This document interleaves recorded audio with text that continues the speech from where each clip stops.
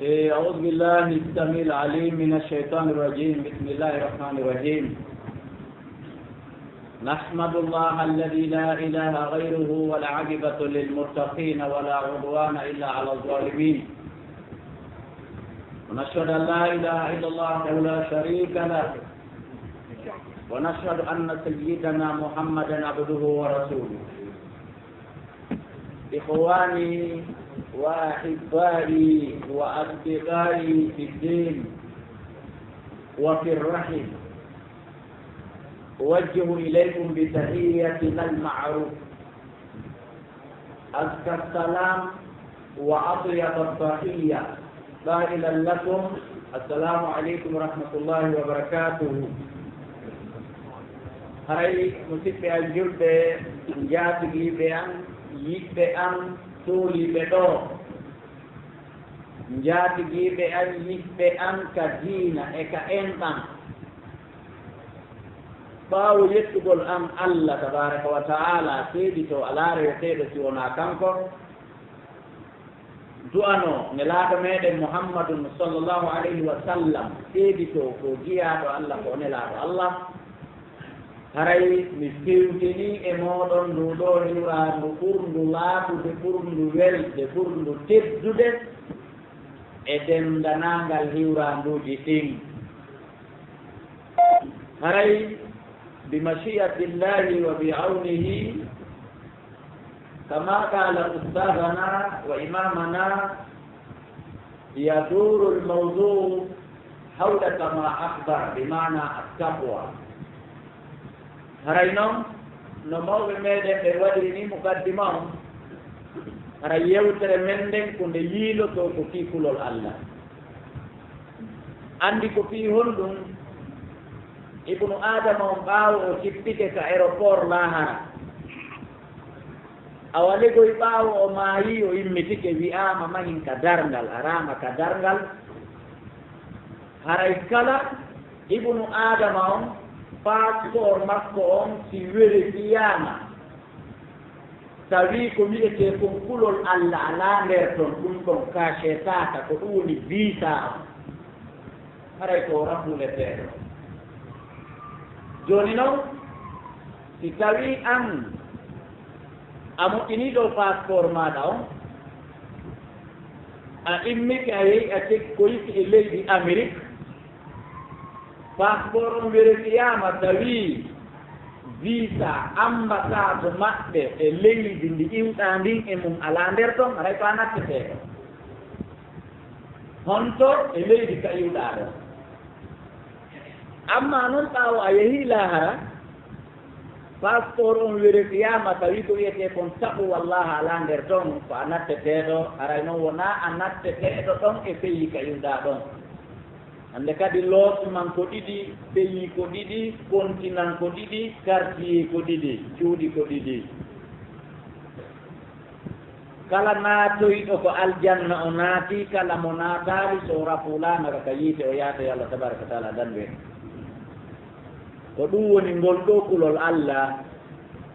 e kadi si en daari ko ɓuri heewude e dewe ko allah tabaraka wa taala farli kon e men ko jikke fiyo e hulumo porka e sattude heege ɗonka muuseni soñja ambargo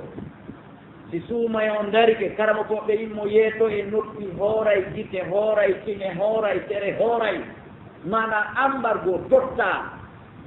walla waɗiri ɗum ko jikke fiye e ngulu allah yaqul ya ayuha alladina amanu kutiba alaykum siyam kama kutiba ala alladina min qablikum laallakum tattaqun. raytum bimana sababu taqwa huwa alladi farada alayna hada siyam ko jikke fiye e ngulumo ko ɗum waɗi so deppiri kaɗo korka e hoore men wona criminel yagal makko wona ngaygu ngu wañi. e kadi si tawi on ndaari musidɓe julɓe tedduɓe alqur'ana hinde ƴetti garante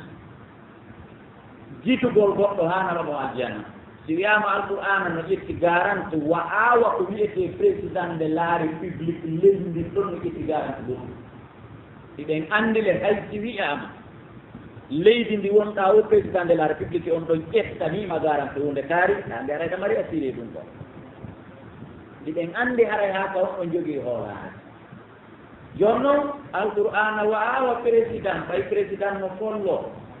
président no laami ɓen ɗon kono mo mari conseillé kadi fewɗisoto mi mana alqur'ana si ƴetti garante goɗɗum haray ko hunde mawnude alqur'ana ko hombo ƴettanina garanti natugol aljanna e nder tagori ndin fof nde wiyali ko soso nde wiyali ko fulɓe nde wiyali ko chinois nde wiyali ko américain ko wii huddan alif lam mim dhalika alkitabu la rayba fih woro nde alqur'anare hiɗa nde uddutuɗa hiɗa janngude anndu tun sikki o ala toon kala ko yiiɗa toon ko sooɓe rimer ala toon benande ala toon poisson de avril ala toon kala ko yiiɗa toon ko ƴiyal e fii nde hudan nde ƴetti garante nde fewnayi lil halqi wonande tagore nden fof wona ɗum ɓe maaki o mi falti garante nde ƴetti garante kayre alqur'ana hudan nde fewnayi linnas wonande dendagal ngal yimɓe ɓen allahumma la ɗon kadi hoore hayla kaka ñalli waali ko mi wuulinane kom e ko mi wuuli joni kom mi hawrade e sawaba hudan ko nde fewnayi ndi awa lil muslimin wonande julɓe ɓen allahumma la hudan lil muttaqin ko nde fewnayi ndi nde ƴetti garante nde guidete nde ɗowe yeeso nde wontira ɓaawo nde togga nde wontira nano nde wontira ñaamo nde wontira ley nde wontira dow a selata seltata a jolata a towata ha memo yaata aljanna kono ko nde ƴetti garante ko wonande oɗo feewuɗo oɗo hulɗo allah hudan lil muttaqin ko nde feewal wonande huloɓe allah ɓe faamide ka joni noon jaga si lutti tun e ɗeɗo ayaji ɗiɗi a anda jaka ya ahi kala dental ngal jeyaɗa e mum sa jeyata ka huloɓe allah haray nokku a jeyata kala union mo natuɗa kala coopération kala jam'iya mo natuɗa si tawi a wonali hulowo allah jaka haray nafaal jaka haray ka ñalli waali ɓay ko ɗum ɗon woni ko vérifié kala ko tawaka passeport ma si taku walla ala toon ara e yata aljanna kala métier ko jokkuɗa noga sa feewa yaha aljanna kono noon haray a jeyaka ɓe alqur'ana ƴettani garanti wonde fewnayi si wona an oɗo huluɗo allah joni noon hulugol allah serti e hulugol boddi ma bandi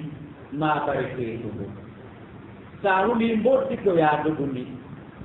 sa huli goɗɗo ko yaadugu mo sa huli otowal ko yaadugu ngal amma allah tabaraka wa taala kanko si a hulimo ko yaadugu ɓattoɗamo doga yarata makko ko ɗum sendidiri kulol allah e kulol ko hedditi kon kala piiji hedditiɗi ko tata huli ɗum ɗo a ɓattota ko a mesiyoto a fottitoto ko sendi kulol allah ngol e ɗin ɗon ko amma ɓay allah tabaraka wa taala kanko so a hulimo siko goonga a hulimo ko ya dogu noon ɓattotamo ko ya immo noon ɗaɗɗitamo ko ya aru noon e ley koyle makko joni noon haada taqwa fassaraha bi mana الصحابين الجليلين هذا التقوى أولهما سهر الرسول صلى الله عليه وسلم وصاحبه وخليفه بمعنى علي رضي الله عنه وعبد الرحمن بن عوف ngal ɗo kulol allah ko honɗuni kulol allah hino firani en ɗum sahabaɓe nelaɗo ɗiɗo tedduɓe wondiɓe makko ɗiɗo mawnuɓe arano on e maɓɓe ko oɗo e firawo makko oɗo wondiɓɓe makko oɗo lontiɗo ko ɗum sayyidina ali radiallahu anhu e oɗo sahabajo makko tedduɗo wi'eteɗo abdourahman bun awf ɓe no firani en ko wiyete kon kulol allah woodi tawi en waɗi ɗin ɗon nayi hara en woni haade huluɗo allah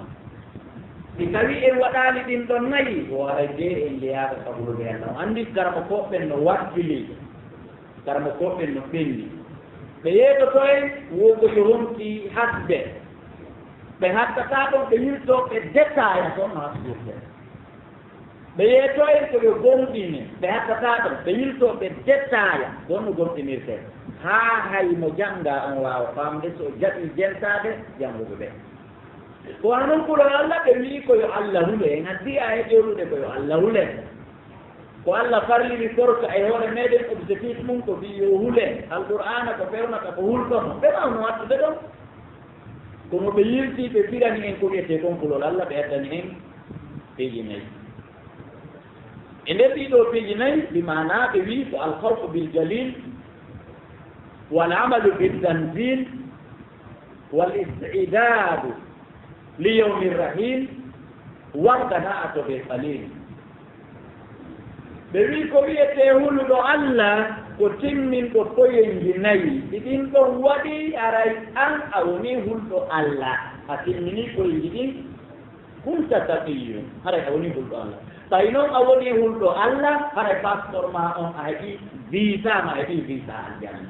tawi noon a woni hulɗo Allah haray a jeyama e ɓe alqur'ana ƴetti garante wonde fewnete sa hulu sa maafo aray ɗa mari ɗimmoɓe ɗa mari jikijo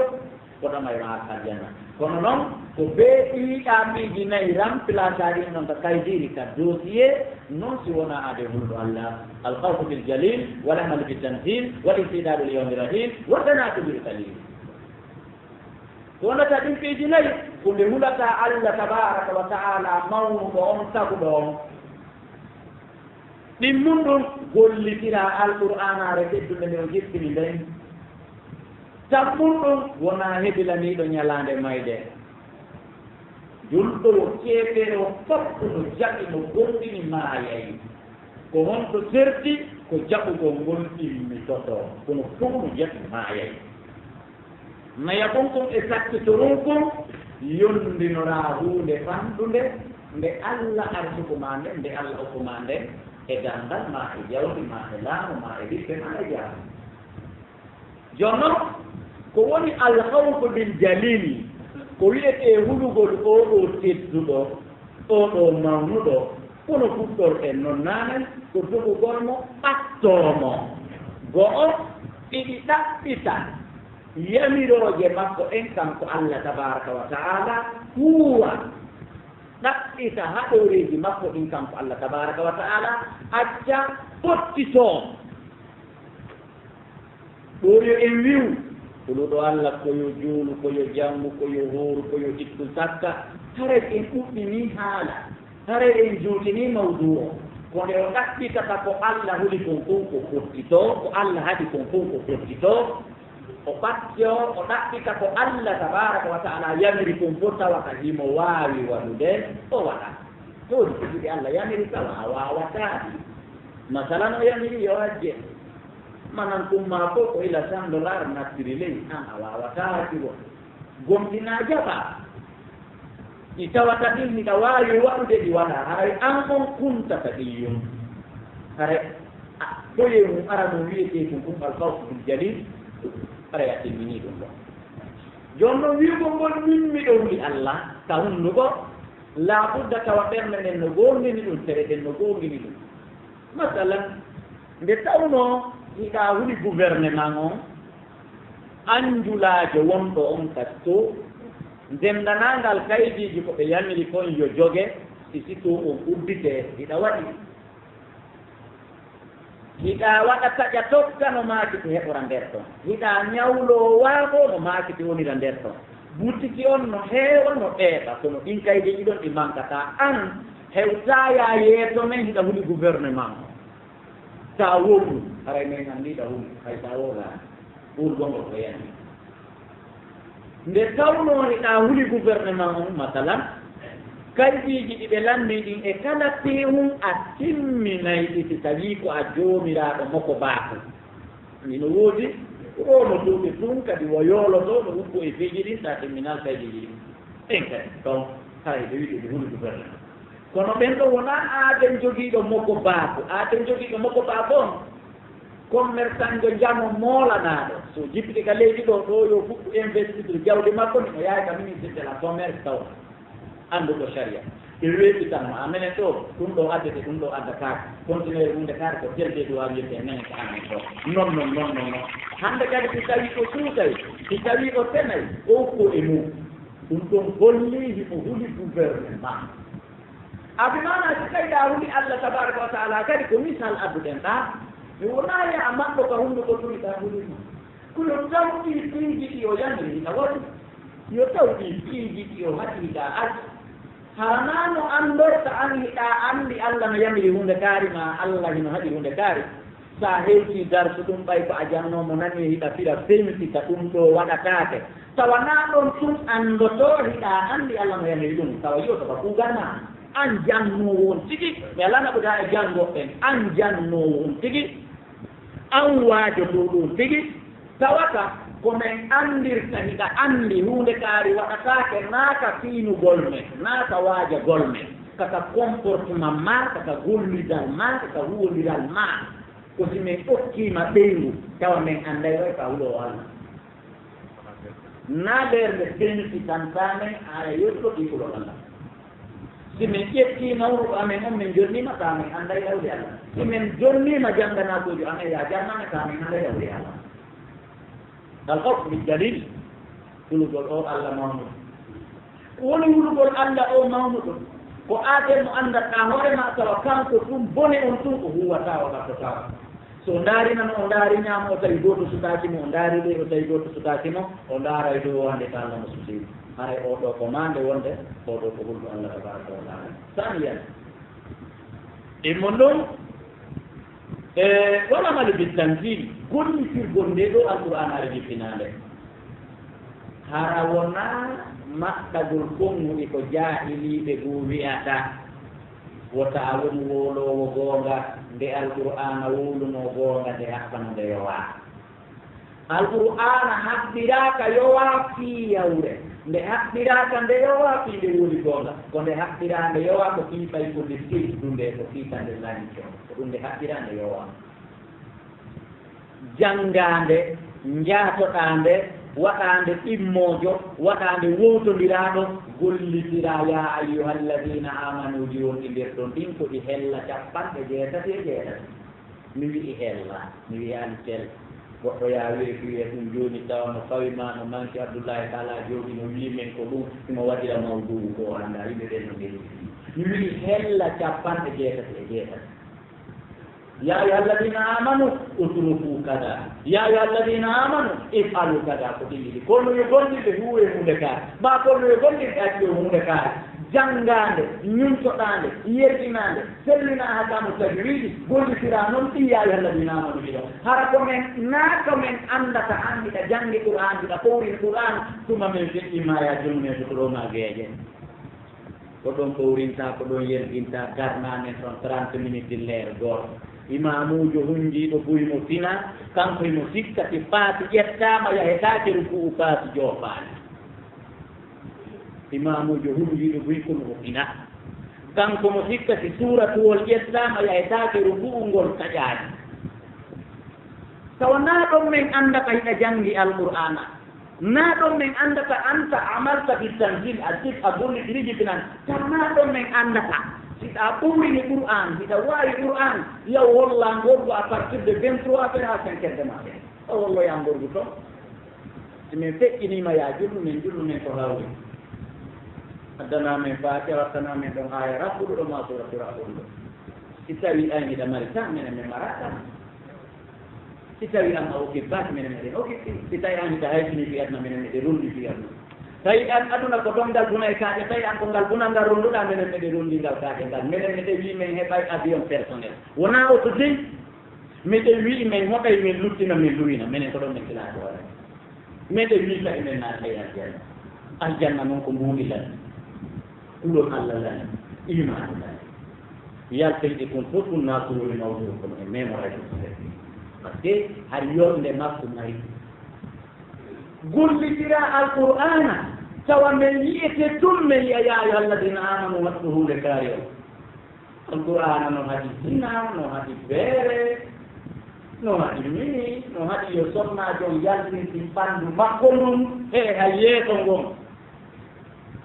ko wiyete karamo buuɓi buuɓi yeeso ngoyi accite ɗum ɗa yo duume illa ma zara min ha ndaara ɗon jeegoɗon ha abdoullahi bin abbas wonde jaɓi yeeso ngo yo accite i woɓɓe wii ni ɗum ko ka nder julde o ko yinina toni noon daɓma liimu ga koylalmana liimuga certo ko wiyaɗa ɗon karamo buuɓe goo wiɗi waɗete huɓi waɗata yari koɓe fottani ɗon uppatta ɓe ɗum alqur'ana hino haɗi riba alqur'ana hino haɗi kottindiro njulaajo ɗimmojo maɗa o fiiɓay ko o fanduɗo o yehi o addoyi maagiti marché ɗen wuuri marché immoɗa yaha kopsaaka ɗum yaha falliroyamo e ministre de commerce e directeur de douane falliroyamo e jooma yiide fii tum ɓalliɗa ɓoymo moy alqur'ana hino haɗi ɗum ine feƴƴinima ɗo a jangi a yergini meɗen andirma ɗum meɗen hutima meɗen ande a dollitirali alqur'ana alqur'ana no yamiri yo goto kala moƴƴo ɗimmojo muɗum on yo yurmin ɗimmojo muɗum on tawi ko bottuno si mi yii ɗimmojo an on heeɗi marché tawi koko alqur'ana wi kon tigi tigi tigi o heeɗi marché ɓaamiɗo ɓuuri momo en hay siɗo mari mo yen soodoygol on marchandise ɗon min kadi mi serto dow mo e ɗum ɗon o yara seeɗa mi faamina mi anndali ɗiɗen marché mi annda ko on marchandise e goɗo mi faamina mi yiya mi sertomo kanko kadi o yara seeɗa o hetta hakki alors moy si tawi mi waɗata ɗum mi ƴetta dolle kala an on mi yaha mi soode mi ara mi hibba e marché wattata e ɗon kono mi sertomo ara mi yaarimo waddata o jippina tertomu makko ɓay joni ɗum jippina conteneur ji an temedere ɗi o moyen hara jikki kono wona ɗum ɓe waɗata ko yaltugol kadi fata o wiya o waɗata alqur'ana ino haɗi ɗiɗo piiji musidɓe julɓe alqur'ana ino haɗi bonagol e ɓeyndu mum alqur'ana ino haɗi sonnaji on yawagol muɗum makko ɗiɗo piiji fof no toon walla amalu istanti gollitirgol nde ɗo alqur'anare jiɗɗiɗe wona yo anndo anniɗa janngide ka tawata ka jannugol nde fentita kaari no waawi fiinde yo min yiwde ma yaafi haa baɗɗe kamɓe si ɓe janngino darsu ɓe feƴƴatano haa ɓe waawa si ɓe waawi ɓe feƴƴata haa ɓe faama si ɓe faami ɓe feƴƴata haa ɓe hunjoro si ɓe hunjike ɓe feƴƴata haa ɓe gollitira koni kamɓe ɓe waɗi ko ɗum si waɗi nde oɗa ya jippino yamirto on yo ɗuume o jippi hakkunde futuro e geeƴe ɓaaya haama juulugol subaka kala sonnaajo mo tawi a anndano a annditataamo hannde kadi ɗi wonaara ɗo ɗuma ko ɓe wiiɗen ɗen yettini ɗen wii koye ahlu sunna wal jamaa kala mo nannda ko ɗum siya ɓen no wooɓi tijjani suufi ɓen no wooɓi ko goonga ɓe fulu min ko ɓe ahlu sunna jama mi yettitima ahlu sunna jama on kaka inde kaka hunnduko mi yejjitima ahlu sunna jama on kaka waare hatti kaka tentino tonti hatti kaka buubugol ɓeygo an hatti mi yejjitino mi kontama e ɓeeɗa mi suutike mi yii e ɓeeɗa mi konti hoore an e ɓeeɗa kono ko min konti hoore an e ɓeeɗa ɗum so ndaari ka bukku illina dow o gata so ndaari tawa inde ma nen ɗon kala ɗo donc anndintinen wonɓe feƴƴinde ɓen wondude e raɓɓintingol maɓɓe wiiɗen ko woni hulugol Allah sahabaɓe nelaaɓe ɓen no firi ɗum no détail wiiɗen mo hulaali aljanna taw hulaali Allah taw on hatta aljanna wiiɗen ko woni kulol Allah sahabaɓe no firi ɗum waɗi piiji nayi wiiɗen ara noon kon ko hulugol Allah mawno on ko woni ɗum ko portitagol kala ko waɗi ko kala ko o yamiri ko tawi konkiɗawa haali wiiɗen ɗinnum ɗum ko gollitirgol nde ɗo alqur'anare jippinde janngade faama yergina no laba no landa kono wona ɗum ɗum hattiya haɓɓi janngande kadi fira fentita kono wona ɗum ɗum kadi hattiya haɓɓi gollita noon ko nder ton ko wona ahalul qur'an ko wiyete ahalul qur'an na fiiɓa a hunjikede de ko wiyete ahalul qur'an wona fiiɓa a waawi firde de ɗumɗa ten ala daabinene woni ahalul qur'an kone tawata himɓe e ma nde ka ñawlo nde hiɗa yoɓita kadi haɗa himɓe e ma nde himɓe e ma leer nde yiiɗa jiwo hiɗa faalama hiɗa feetani leer nde wondu ɗon duuɓi joyi jeego o jibinanma o jibintini yiwɗa jiwogo kadi mo faalaɗa tawa hani kadi hinde e maɗa e hella mo jombunoɗa ni wiyon hinde e maɗa jumbo mo faalaɗa on hande ko ɗum wiyete gollirgol alquran.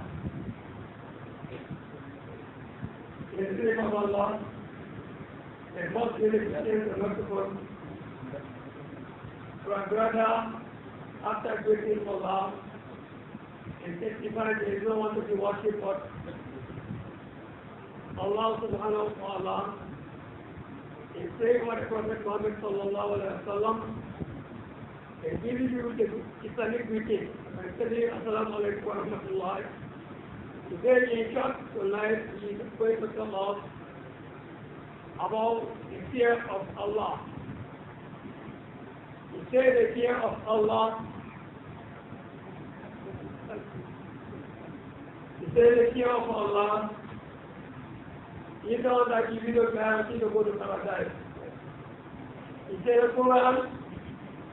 give you the guarantee to go to paradise if you are a fearful person for Allah. For he said, the fear of Allah does not look like where you have the terror or you are scared of a human being. If you are scared of a human being, you are going to run away from that person. As for Allah, if you fear Him, you run and go to Him. He said the fear of Allah constitutes four big points. In the first of all, you have to fear the greatest, which is Allah subhanahu wa ta'ala. The second one is to be man of Quran, to make Quran your friend, to read it, to honest it, to read it properly, understand it properly, but cannot stop the use of pottery fabrication whenever you are not achieving people. Wherever you are dealing with people, in your family, outside, in the body, in the church, you try to apply what Quran says to do. طيب ثالثا تتكونكم يدين والاستعداد ليوم الرهيب وفي جناي وحتى كيف يعود آدم الله أولا يكتبوا الله كيف ينادوا الجنة kala ko yetata a timminay ɗum si won ka hulɗo Allah haray waɗitema hulɗo tata ɗum ɗum artistidaɗu lewni rahil heɓilana ɗon ñalande mayde ɗon noon ko ɗon o heɓilana ɗon ñalande mayde wonano woɓɓe faamiri mi jaɓi mi wuuri mi maayayi mi jogo jungo afamo mi naɓamo ka berde baabe an ko ɗo waɗɗina mama soro an ko ɗo waɗɗina tawi ko ya heɗu barke am min kadi ko ya waɗɗinan ɗo sooda katare sooda engrais sooda bagidane wallina nodda ɓiɓɓe mum e ɓeyguli mum wasiyo holla hino e aduna ko gurdan e mayde haray e goɗɗo no anda weetiri anda on no niɗɗirta a wati tawi mayde futilan a waylino ko ɓe ko ɗum faami al istidadu li yawmi rahim allahumma la kona ɗum heɓilana gol ñalande mayde hay si tawi ɗum no tawa ɗum ɗo holli on sigi no gonɗini holli o jaɓi o maayay kono ɗum hollaali en goyi o jaɓi o immitoto ɗum hollaali jaɓi o maayay ɗum holli amma o jaɓi o immitoto ɗum de ɗum ɗon hollaali al istidadu li yawmi rahim ko wiyete heɓilanagol ñalande mayde yaaɓi wa umdi an o ɗo musidɗo a gorko hen o ɗo tambirawa on ɗon a jentade ko nde tawata dendanangal ko Allah haɗi ɗon hiɗa acci dendanangal ko Allah yamiri ɗon hiɗa huuwi dendanangal ko nelaɗo haɗi ɗon hiɗa acci dendanangal ko nelaɗo yamiri ɗon hiɗa huuwi kala ko annduɗa so a waɗi ɗum ɗo ma a wowri ɗum ɗo tongoyte ka darngal hiɗa acci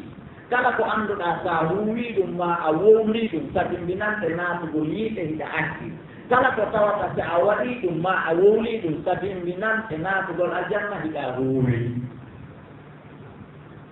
rabbi di kon ko wi'ete hebilaniɗo ñalande mayde ko on ko tawata si malakal mawt ari tawimo fewɗo ɗon hara hunduko jogaaka hara mbeelol ngol jaɓitaaka o ari o inni mi ari imminama fi wargol makko honɗum wiiɗa tawa o jaabotomo waru ko wiyete hebilaniɗo ñalande mayde jon noon ka tooliɗa ɗon miijitano hoore ma nini si malakal mawtu ari o wiimo warde maka juulirde ɗo hara on haldi gayi ecce reesi mo moƴƴata haqqille ma ecce a mara hay huunde ko yeetotoɗamo accu ha mi acca ɗum ɗo ecce a mara hay huunde ko duwaɗa waɗude hellaka dewal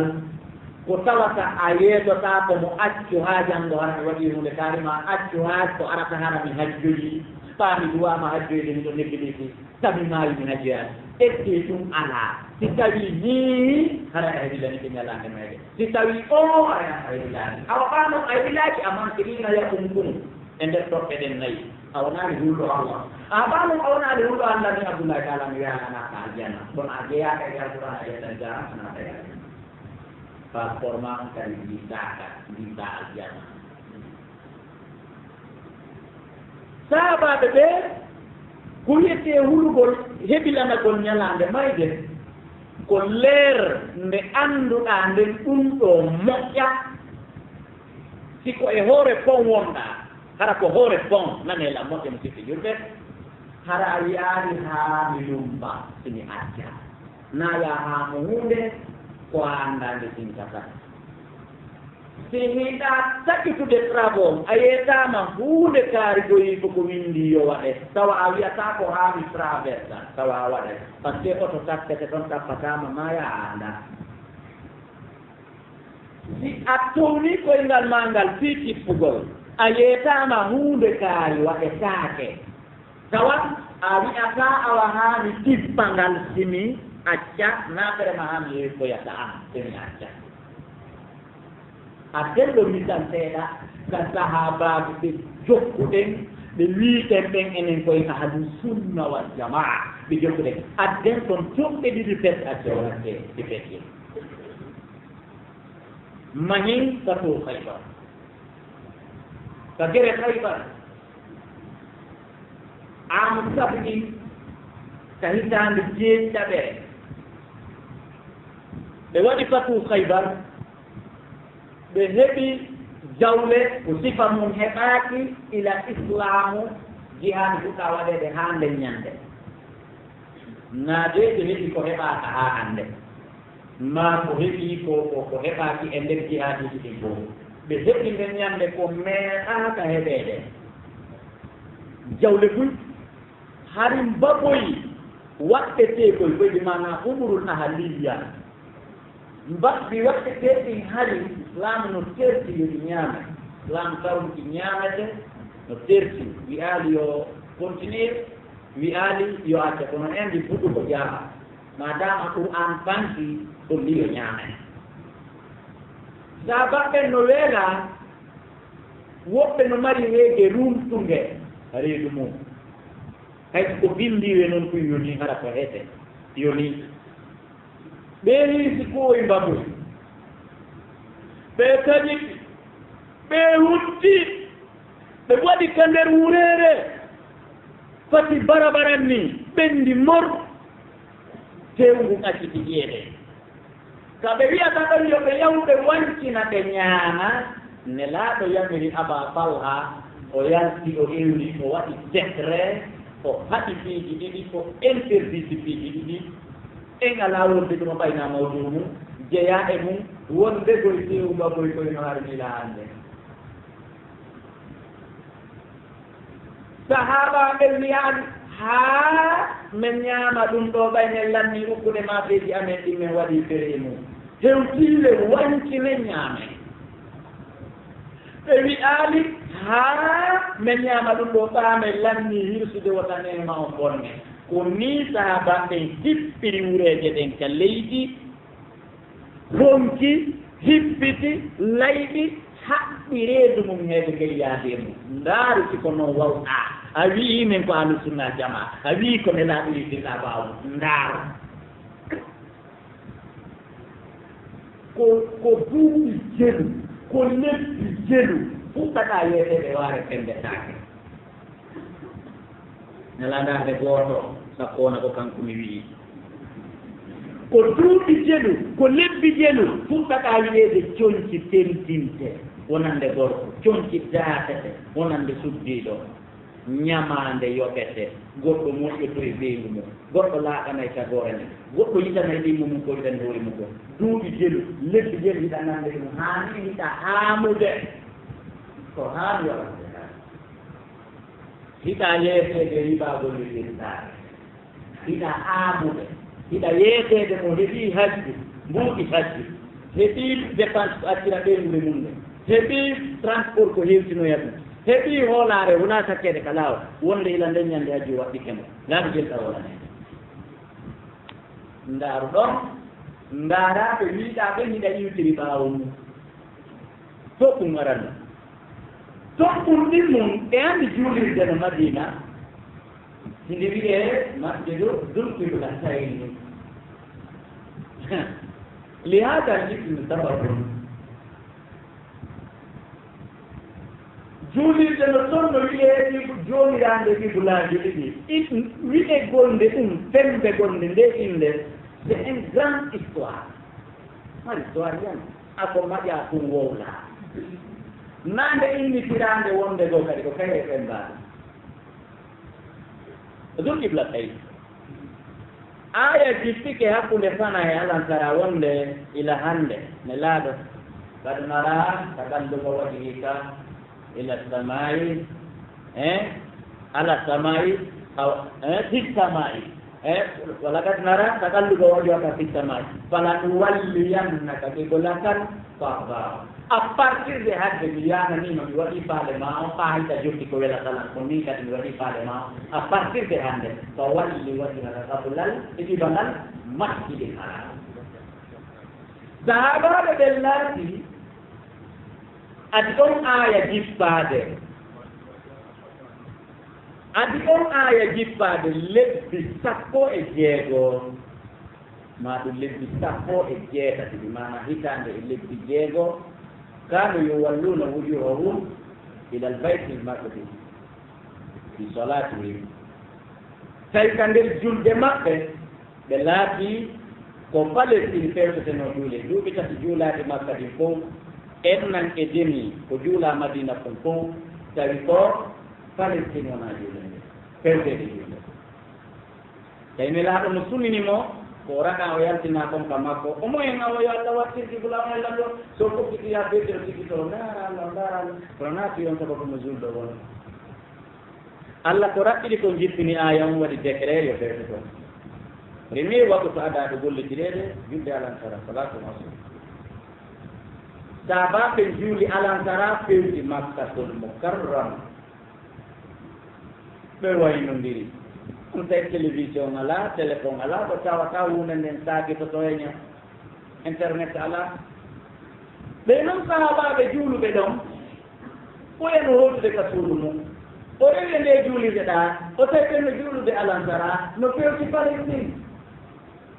o fenniti amirora ɗin hen ka ɓe anndaani hiɓe karuku yahaari o wi'aari yomi accu haa anndi kamɓe ɓe haamata abadan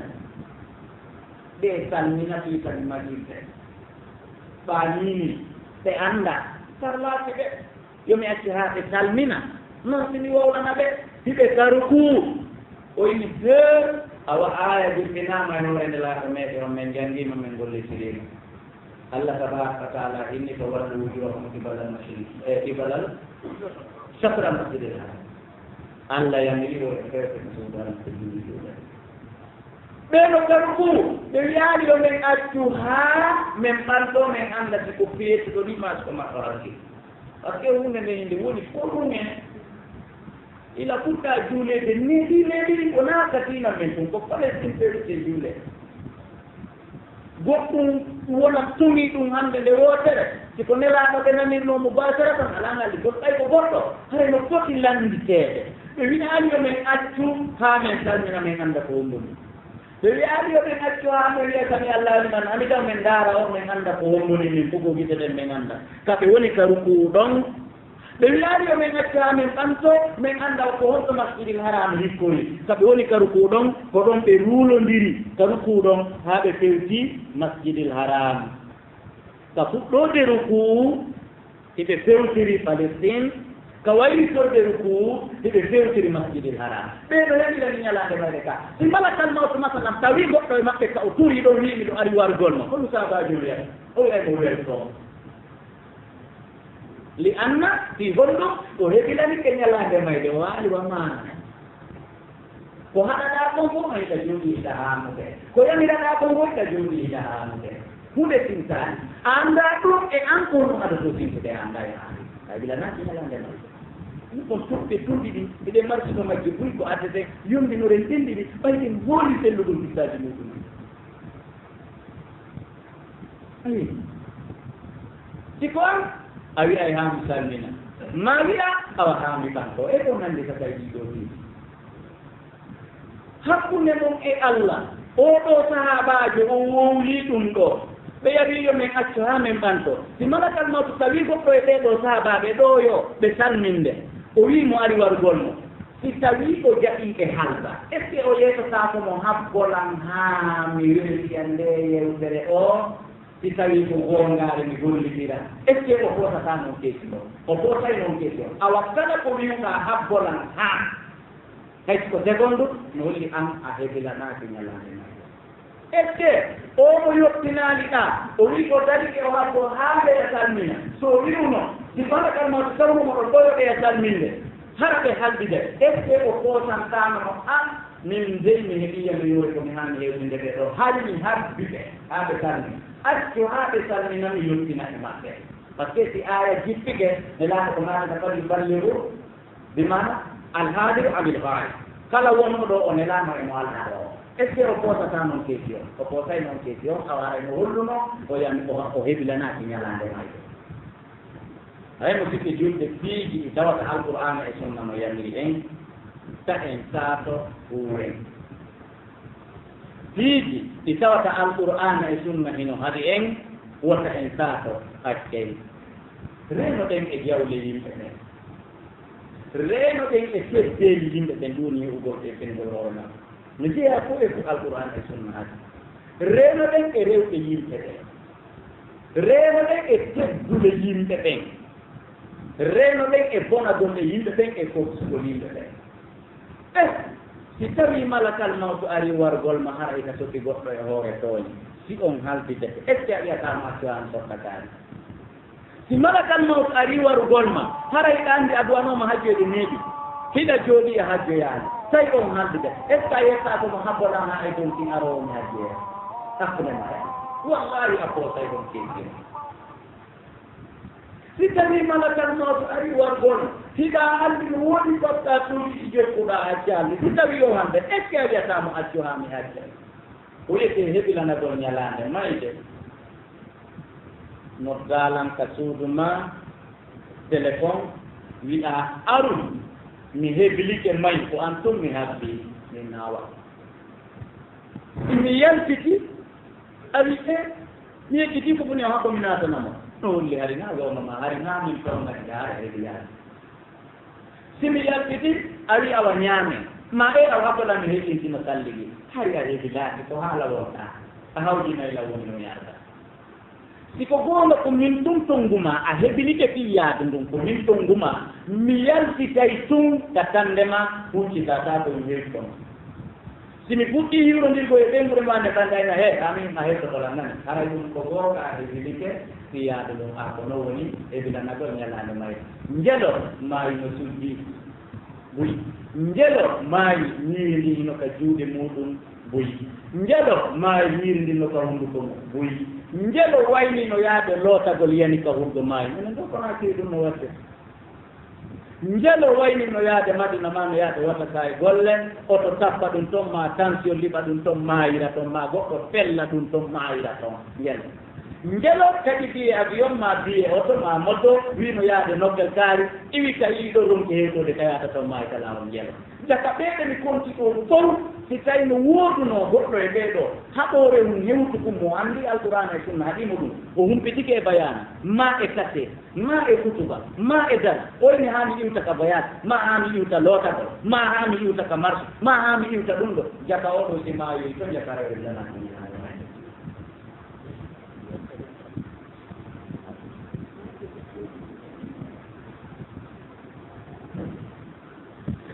Brothers and obedience to Allah. They give two short examples. Those who know the history of our religion, first of all, they had a war to fight the Bible. People were hungry for days. For we all know the hunger of one tree, destiny. So another time, the donkeys and the asses was allowed to eat. So they slaughtered some and put them in the fire. They took them ready to eat. The order came from Allah that the donkeys and the asses are not to be eaten. So they wasted everything right away without delay. The other one, they had a mosque in Medina. They call it a mosque of two faces. In that mosque, for 18 or 16 months, people used to face Palestine for prayers. For the Prophet Muhammad sallallahu alaihi wasallam, for the loss of Makkah, he wanted to face Makkah for praying. God didn't allow him for 18 or 16 months, he said. One day he was praying Asr, what we call 4 o'clock prayer here, received the order to face Makkah. They prayed and faced Makkah that day. But that time, and today, not the same thing. You don't have these social media that can give you news that really happened. Some people left from the mosque for the Prophet and go meet other people praying the same Asr prayers, but they were facing Palestine. And what his duty to tell them why he heard from the Prophet Muhammad sallallahu alaihi wasallam. He didn't leave the people to finish. He told them, I just prayed from the mosque from the Prophet Muhammad sallallahu alaihi wasallam. But we face Makkah instead of Palestine. Right away the people on their knees, they turned and fell to Palestine without delay. So we have to set an example in this. Whatsoever we are ordered to do, it shall not delay if we have the capability. But whenever we are asked to stop something, and maybe small or big, we have to do it and stop it right away. If we are not going to pay excuse. Nam wasil makile jul gongol yoni wona jul gol continua ko e mombu jule nana tagey mawdu on kono al insan yudabbir wallahu al-muqaddir ibn adam on bay walla tabaraka wa taala huwata aray en gayni tatabun kun joni non na yabunkun walkana bil qalil bimana yundi norgol ko kandi andi lernde goɗɗo yawi ko Allah okkuri mokom ko ɗum puusata e sokugol goɗɗo ɗum puusay e monopole ɗum puusay goɗɗo ha e nguyka ɗum puusay goɗɗo ha e sirkugol ɓiyo ɓeydo puusay goɗɗo ha e wargol goɗɗo fiiɓay ko o mari kon o yawi ɗum ɗon fandi no puusama kenen ngo ha wargol goɗɗo fiya hen ko jogii ko angal yondinorgol ko Allah tabaraka taala okkuma kon no puusama ha wona añanɗon angal yondinorgol ko Allah tabaraka wa taala okkuma kon hino puusama ha sirkoya ɗiyo ɓe angal yondinorgol ko Allah tabaraka taala okkuma kon hino puusama ha taka timmojo maɗa e ko nande ka tawi ɗiɗo ɗi ɗum noon haray ɗum ɗo fuu muɗum koye reeno woduno isaji ɗi gasa denno addude ka hombugol yewtere nden ko ƴetta e salafu sali e sahabaɓe nelaɗo Allah sallah sallam tedduɓe ɓen ko ɓeydata e gullugol yo en wunu aade nguluɗo Allah oɗo sonnajo tirowo dépense modi mum oɗo sonnajo ujjowo modi mum oɗo sonnajo salamatoɗo modi mum balli oɗo sonnajo mo yurminta modi mum oɗo karamo kojo imamujo mo yurminta ɓe almiɓe oɗo lamɗo mo yurminta ɓe laamiɓe ɓeɗo fof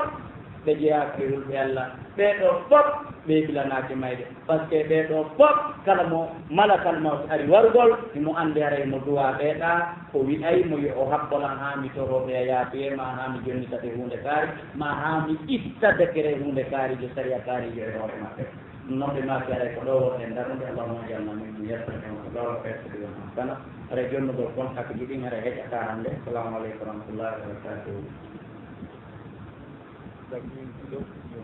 He said, "I'll go to the